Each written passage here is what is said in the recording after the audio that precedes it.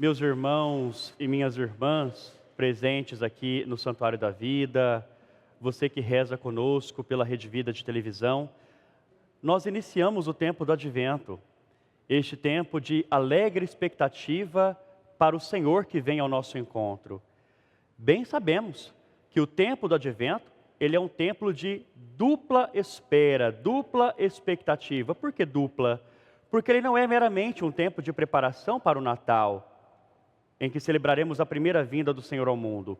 Ele é um tempo em que, ao nos prepararmos para o Natal, nos preparamos também para a parousia, isto é, a segunda vinda de Cristo, o retorno glorioso do Senhor no fim dos tempos, para marcar a nova criação ou a renovação de toda a criação. No último domingo foi acesa a vela da vigilância. O Senhor nos convidava a sermos vigilantes na oração. O cristão não pode ficar dormindo, o cristão não pode ficar acomodado, o cristão não pode ficar estagnado. O cristão está sempre em movimento para crescer, se aperfeiçoar, se tornar alguém melhor a cada dia, fazer o bem, levar luz em todas as circunstâncias, principalmente diante das situações obscuras da sociedade, iluminar também o interior da igreja, fazer a transformação acontecer. É isso que Jesus espera de nós. Mas veja, se vigilância é uma das palavras que marcam este tempo do Advento, sobretudo nesta primeira parte, que nos faz voltar o coração para a parousia do Senhor no fim dos tempos, outra palavra importante é a palavra esperança. É justamente isso que nos fala a primeira leitura que nós ouvimos hoje do profeta Isaías. A esperança cristã, meus irmãos e minhas irmãs, não é uma espera cega, não é uma espera incerta. A esperança cristã é uma espera certa, é uma espera confiante.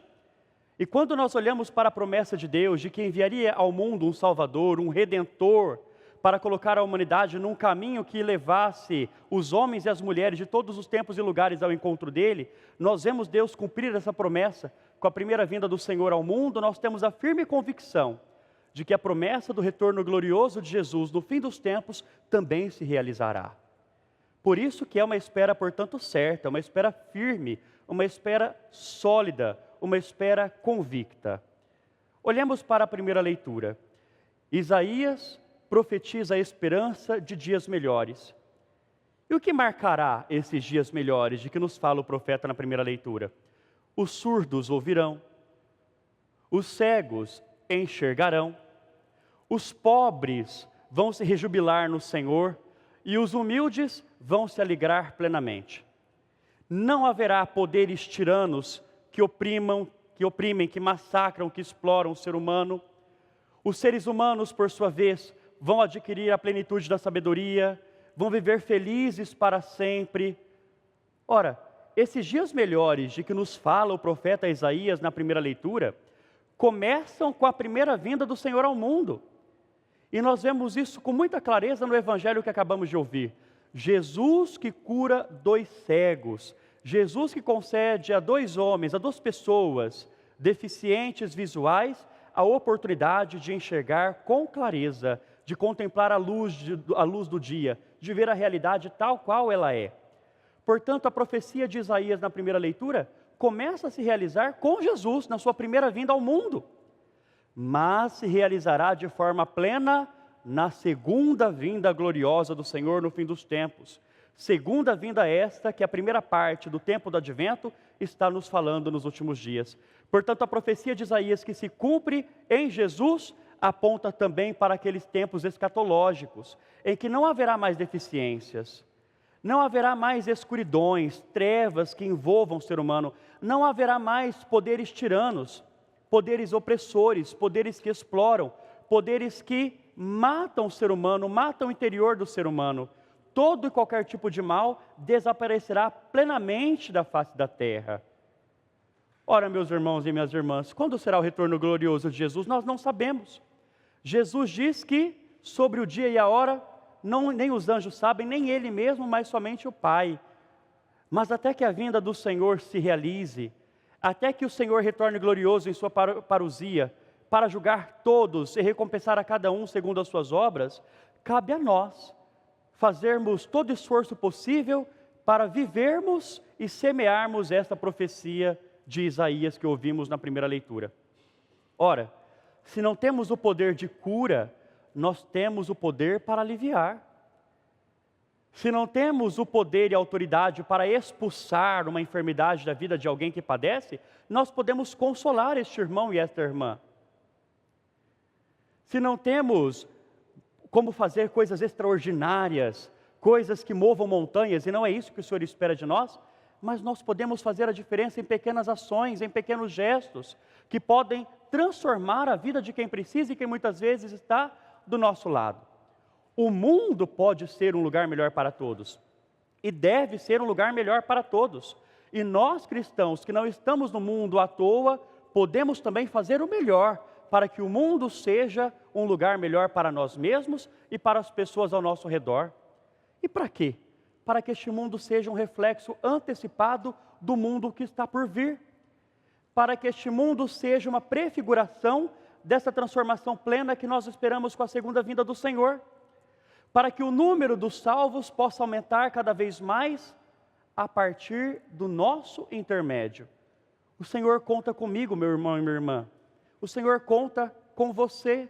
O Senhor conta com cada um e com todos nós, para que esta profecia de Isaías, que Jesus começou a cumprir na sua primeira vinda ao mundo, continue sendo cumprida por meio das nossas palavras, por meio das nossas ações, por meio do nosso testemunho de vida cristã.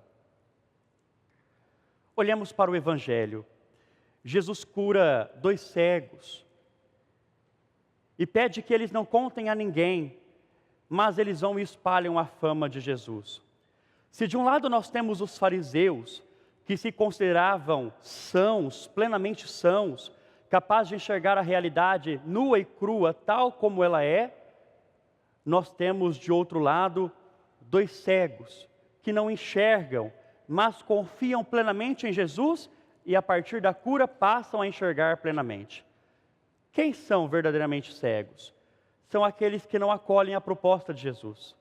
São aqueles que fecham o coração para a voz de Jesus, para a palavra de Jesus. São aqueles que não se abrem para viver na própria vida o projeto de vida e de salvação que Jesus tem a oferecer, e só Ele tem a oferecer. Estes homens cegos passam a enxergar tudo com clareza. Passam, portanto, das trevas para a luz, enquanto aqueles que se consideravam sãos, porque enxergavam perfeitamente, eram verdadeiramente cegos, porque tinham o coração fechado para acolher a presença de Deus na pessoa de nosso Senhor Jesus Cristo. Existe um ditado que diz: o pior cego é aquele que não quer ver. Pois bem, é basicamente isto mesmo. Eram verdadeiramente cegos porque não enxergavam a Jesus como o Filho de Deus feito homem. Não enxergavam a Jesus como o enviado, o verbo encarnado do Pai enviado ao mundo para salvar a humanidade.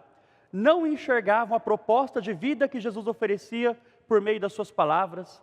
Não enxergavam o testemunho do Pai ratificado nas obras, nos sinais, nos prodígios realizados por Jesus. Se nós não tomarmos cuidado, meus irmãos e minhas irmãs, nós podemos cair nesta cegueira. Essa cegueira é espiritual. Essa cegueira que nos fecha a Deus, essa cegueira que nos fecha a luz de Deus, essa cegueira que nos fecha a graça de Deus e que por consequência pode nos levar a perder a salvação a que nós estamos destinados. Peçamos, portanto, ao Senhor Jesus, ao celebrarmos esta liturgia, ao contemplarmos a esperança de que dias melhores virão e que nós somos chamados a semear, que Ele nos cure das nossas cegueiras, que Ele nos conceda a graça de enxergarmos a luz, que é Ele mesmo. E que nós, verdadeiramente curados, plenamente curados, não sejamos insensíveis às angústias, às dores e aos sofrimentos do mundo que nos rodeia. Como disse ao refletir sobre a primeira leitura, se não podemos curar, podemos consolar. Se não podemos curar, podemos confortar. Se não podemos curar, podemos aliviar. E iluminados pela graça de Jesus, nós seremos capazes de viver isso e fazer isso na nossa vida, no cotidiano, no nosso dia a dia. Meus irmãos e minhas irmãs, que nunca percamos a esperança, mesmo diante das guerras, mesmo diante dos conflitos, mesmo diante dos confrontos, mesmo diante das injustiças, da violência, que nunca percamos a esperança. mas que nós não só vivamos essa esperança, mas semeemos essa esperança e trabalhemos para que o mundo seja um lugar melhor. E façamos todo o esforço possível para vivermos iluminados, longe de quaisquer cegueiras, que assim nós estejamos preparados para a manifestação gloriosa do Senhor. Ele que veio um dia para nos salvar, vindo ao mundo no Santo Natal, Ele que vem a cada um de nós, presente em cada pessoa humana, vem de forma singular na Eucaristia, e Ele que virá uma segunda vez de forma gloriosa um dia, para nos julgar e instaurar de forma definitiva e plena o seu Rei. Louvado seja nosso Senhor Jesus Cristo. Para sempre seja louvado.